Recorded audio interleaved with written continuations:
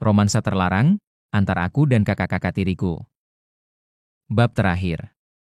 POV Sumin. Hari kelulusan. Mari kita rayakan kelulusan para siswa tahun terakhir yang telah berhasil melewati tahun ini dengan baik. Seluruh aula bergemuruh oleh tepuk tangan yang meriah. Para siswa tahun terakhir yang meraih peringkat tinggi di setiap jurusan diberi kehormatan untuk menyampaikan apa yang disebut sebagai sumpah mata kuliah warisan kepada siswa tahun ketiga yang akan menjadi senior baru. Tradisi ini berlanjut, siswa tahun ketiga menyampaikan sumpah kepada siswa tahun kedua, dan siswa tahun kedua menyerahkannya kepada siswa tahun pertama. Tiba-tiba, profesor dari jurusan seni pertunjukan menghampiri tempat dudukku dan berbicara langsung padaku. Sumin, bisakah kamu menerima sumpah kursus warisan dari perwakilan senior? Aku bingung dan menoleh pada temanku, Mina. Kamu pasti bisa. Kamu tinggal mengulanginya saja, jawabnya santai. Waduh, itu bukan jawaban yang ku mau. Aku memandang profesor dengan ragu. Tidak bisakah Mina saja yang melakukannya, bukan aku? Mina ditugaskan untuk menyerahkan sumpah kursus warisan kepada siswa baru, jawabnya. Karena tak ada pilihan lain, aku akhirnya berdiri dan mengikuti profesor ke belakang panggung. Sekarang, saatnya bagi ketua angkatan tahun kedua dari jurusan seni pertunjukan untuk menerima sumpah mata kuliah warisan, ujar Presiden Universitas Lee Seo-jin. Oke. Mina bilang ini cuma tinggal mengulang. Tenang Sumin. Perwakilan terpilih dari tahun ketiga di jurusan yang sama adalah Moon Sumin. Mari kita beri dia tepuk tangan. Saat seluruh aula kembali bertepuk tangan, aku naik ke atas panggung. Aku gugup luar biasa karena semua mata tertuju padaku. Tanganku gemetar hebat, jadi aku sembunyikan di belakang punggung. Bibirku pun ikut bergetar, dan aku coba tenangkan diri dengan menggigitnya perlahan.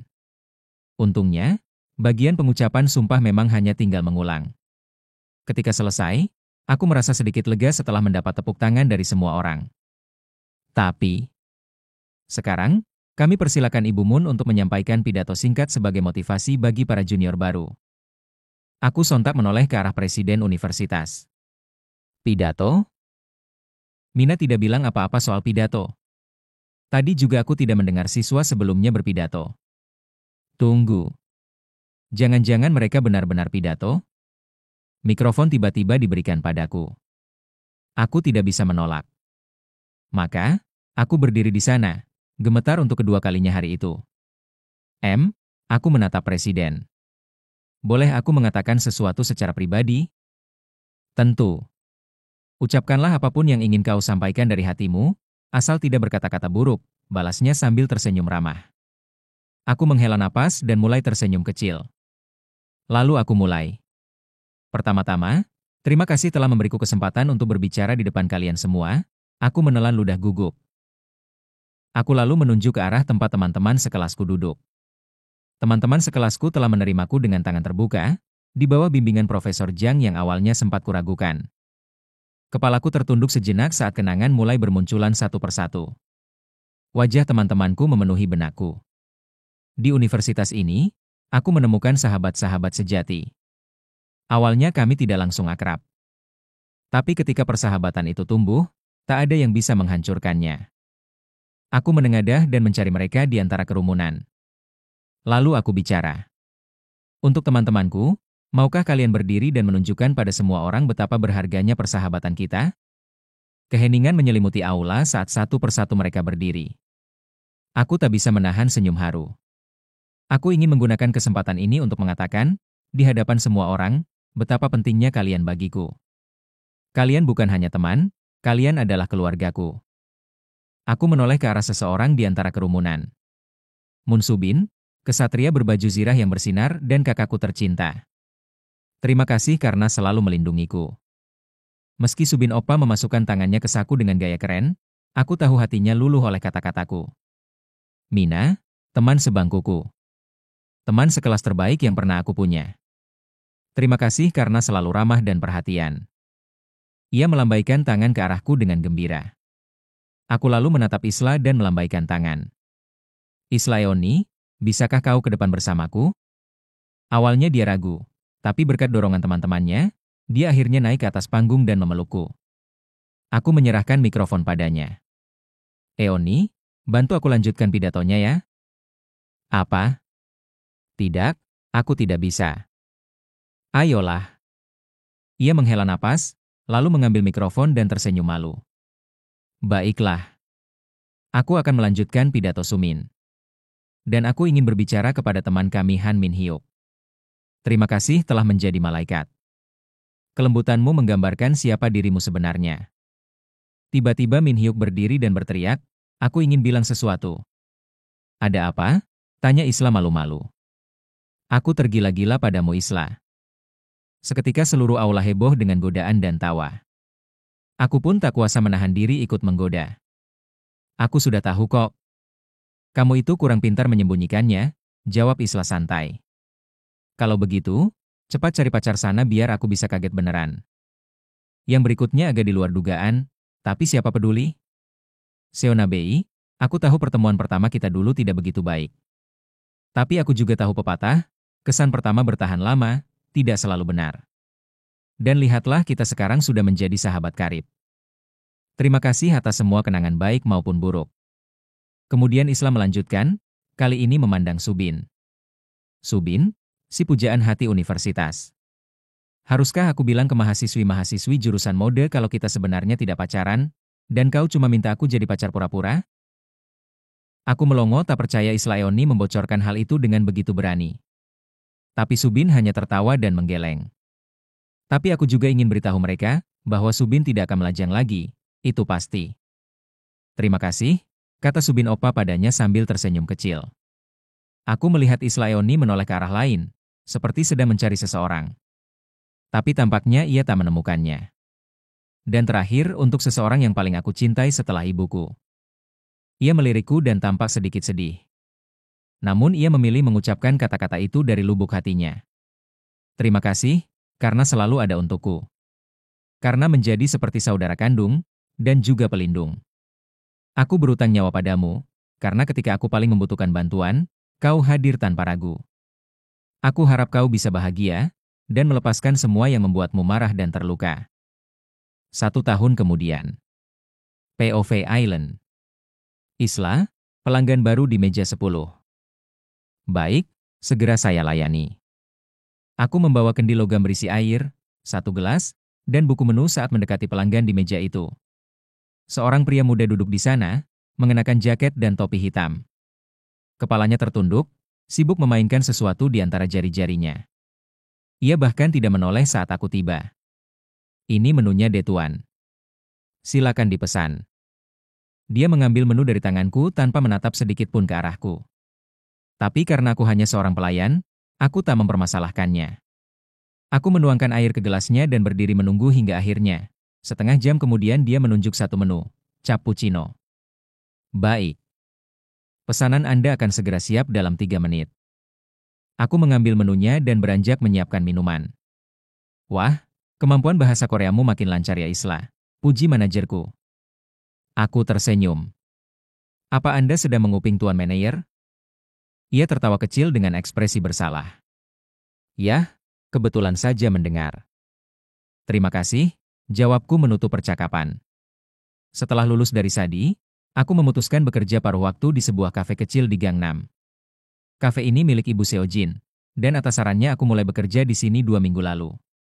Tidak ada yang sempurna, tapi aku belajar dari kesalahan setiap harinya.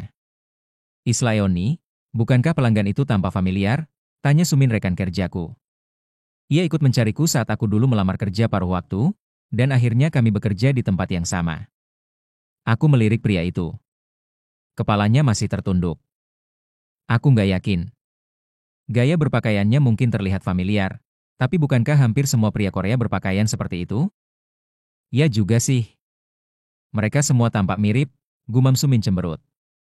Aku menyelesaikan minuman cappuccino, menata teko susu kecil dan cangkir berisi kopi, lalu membawanya ke meja pelanggan itu. Maaf menunggu lama. Ini cappuccinonya. Nona, tolong 1 spaghetti, seru pelanggan dari meja lain. Aku segera mencatat dan menyerahkan pesanan pertama, lalu menuju dapur untuk membantu menyiapkan spaghetti. Kafe ini memang sederhana tapi nyaman. Hanya ada 2 pelayan dan 2 koki, namun suasananya santai, dan pelanggan diharapkan menikmati waktu mereka. Hari itu cukup sibuk.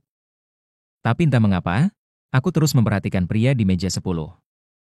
Dia masih memainkan cincin di tangannya. Setiap kali aku lewat, dia melakukan hal yang sama. Aneh, pikirku.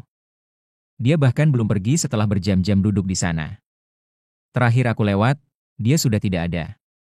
Tapi cincin itu tertinggal di atas meja. Aku mengambilnya dan segera mencari pria itu. Saat aku menoleh ke pintu keluar, aku melihatnya berdiri di sana, membuka payung hitam di bawah hujan. Aku berlari menghampirinya. Maaf Tuan. Saya rasa Anda meninggalkan cincin ini. Begitu dia menoleh, aku terpaku. Aku menatapnya seperti dia menatapku. Aku tidak menyangka, setelah sekian lama aku akan menatap wajah itu lagi. Dia. Jinho. Aku pikir aku sudah melupakannya. Tapi melihatnya sekarang membangkitkan kembali kenangan yang ingin kukubur dalam-dalam. Aku mengulurkan cincin itu. Kamu lupa ini? Ucapku lirih. Dia menatapku cukup lama sebelum tersenyum dan menatap telapak tanganku. Perlahan dia melipat jemariku, membiarkan cincin itu tetap dalam genggamanku.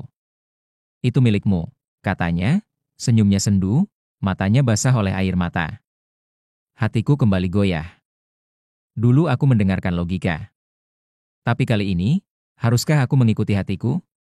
Saat dia hendak berpaling, aku menyentuh lengannya. Tunggu. Dia kembali menatapku. 60 detikku sudah habis. Maaf aku harus pergi, katanya pelan. Apa kau benar-benar ingin pergi? Tanyaku. Itulah kata terakhirku padanya. Meskipun aku tahu dia bukan lagi milikku, aku tetap ingin mendengarnya bicara. Dia tidak menjawab. Hanya berjalan melewati pintu, meninggalkanku tanpa jawaban yang telah lama kutunggu sejak ia pergi. Air mata jatuh satu persatu. Aku memandangi cincin itu, dan semua kenangan indah kembali menyergapku. 1 tahun lalu. Setelah acara wisuda, Sujin memberitahuku bahwa Jinho pergi ke Amerika. Seperti yang pernah Love katakan sebelumnya. Aku tidak membuang waktu. Dengan bantuan Seojin, aku langsung meluncur ke bandara. Untung Seojin adalah pengemudi yang sigap dan cepat. Kami sampai tepat waktu. Tapi begitu di dalam bandara, aku kebingungan. Aku menelepon Jinho. Harapanku hanya satu, dia mau mengangkat. Tapi tidak ada jawaban. Waktu menunjukkan pukul 5.25.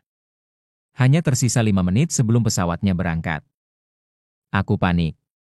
Tak ingin menyerah, aku berlarian menyusuri bandara, mencari-cari wajahnya di tengah keramaian. Namun tak kutemukan dia dimanapun. Aku terduduk putus asa di tengah kerumunan penumpang. Saya dengar semua yang kamu ucapkan dalam pidato kelulusanmu. Aku terkejut. Suara itu nyata. Aku menoleh. Jinho berdiri di sana. Apa yang kamu lakukan di sini? Tanyaku tak percaya. Seojin memberitahuku. Aku mendekatinya. Kugenggam tangannya erat. Aku tahu sudah terlambat. Tapi aku ingin jujur. Aku minta maaf karena dulu tak bisa menyuarakan isi hatiku. Aku mencintaimu Jinho. Dan cinta itu tidak pernah pergi dari hatiku. Dia memandangku lama. Terima kasih atas kejujurannya. Tapi aku tidak tahu, apakah kita masih punya kesempatan. Tak apa. Yang penting kamu tahu. Dia mengangguk pelan. Aku belajar bahwa jika benar-benar mencintai seseorang, kamu harus bisa melepaskannya dan bahagia untuknya. Itu yang kulakukan. Itu tidak selalu benar Jinho. Dengan begitu, aku bisa membuktikan bahwa cintaku padamu bukan sekadar perasaan sesaat. Ini murni. Aku menatap jam. 1 menit tersisa. Ada hal lain yang ingin kau katakan padaku? Tanyaku. Dia menggeleng sambil tersenyum kecil. Tidak. Aku sudah bilang semua yang ingin kusampaikan. Tapi aku ingin memakai sisa waktuku untuk satu hal. Apa? Dia mendekat perlahan, menyentuh kedua pipiku. Aku menutup mata. Dan di menit terakhir itu, kami berciuman. Tak peduli siapa yang melihat. Satu-satunya ciuman sejati adalah ciuman yang dirasakan. Tamat.